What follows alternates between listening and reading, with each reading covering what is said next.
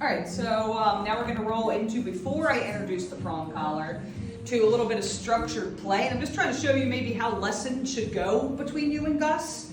And you know, all of this stuff that we're doing, keep it very minimal, 2 to 3 minutes. You can break it up. You don't necessarily have to do this all at once. Sometimes that can be too much.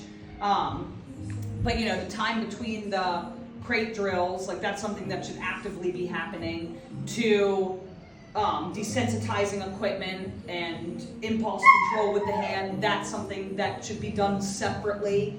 And then doing structured play, something that I always like to start with. I really love to teach dogs how to play, make it an interactive game between the dog and the human, not just taking a ball and throwing it, because that's not interactive, right? That's, hey, you go away from me, right?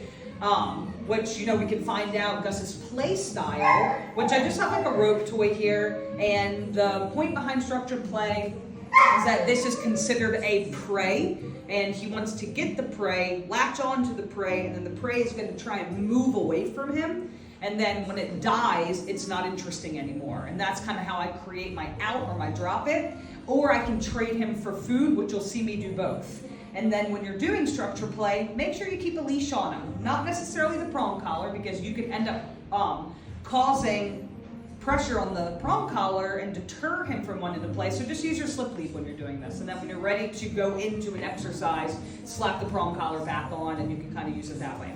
So you'll see I'm going to be holding for me personally, I hold the leash with my left hand and I play with the toy with my right. And I'm not going to be going in a circle. I'm going to be moving back and forth. And I'm going to make it come alive by moving it first.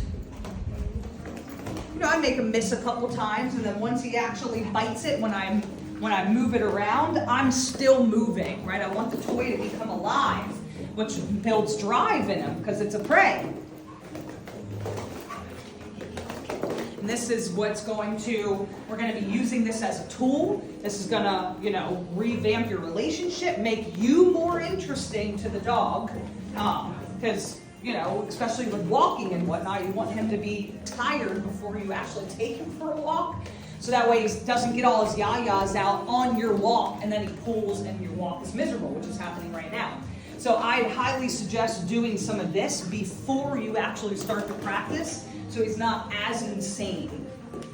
And so I'm going to make him win, which dogs always need to win. So I'm going to take my toy, and I'm going to drop it, but I'm still going to move because I want him to bring the toy to me to play again. Yes. Good job, buddy. Ooh. Good job, buddy.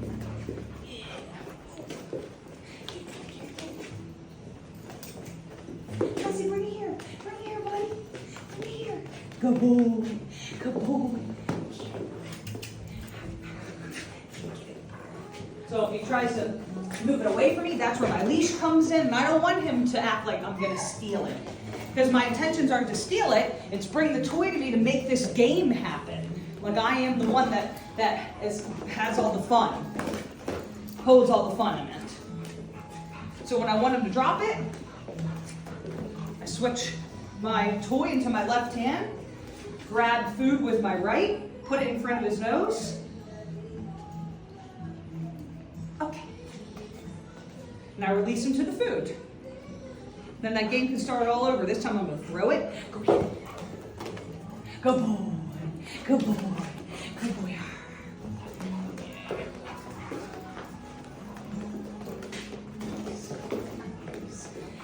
And this time I'm going to try a different way to get him to drop the toy, which I'm using out to drop it. And when I want him to drop it, I just remain still. Out. And we call this dead toy, where the toy doesn't become alive anymore. He drops it. Good. Then I pay him some food. Okay. Nice. Okay. And now I can use that release command to release him to the toy, so I can put some structure and rules with the play game, where it's not just because you see the toy means you get to grab it out of my hand. There's a word that needs to be said to release you to this toy to activate the game, right? Get the game to start. Okay. He's like, I'm getting tired. Go get it. Go get it. You go get it. And then, of course, we want to get to the moment that we decide when the game's going to stop, not him, which you determine that there. And then the toy goes away because we want the toy to have value to it. If it doesn't have value, then we can't use it as a tool in the future with obedience, where I can use it with my recall and then I release him to the toy, or we're healing down the road and he's doing it beautifully and I'm releasing him to the toy. It's just a different form of a tool, of a reinforcement, of a reward that I can offer him besides my food.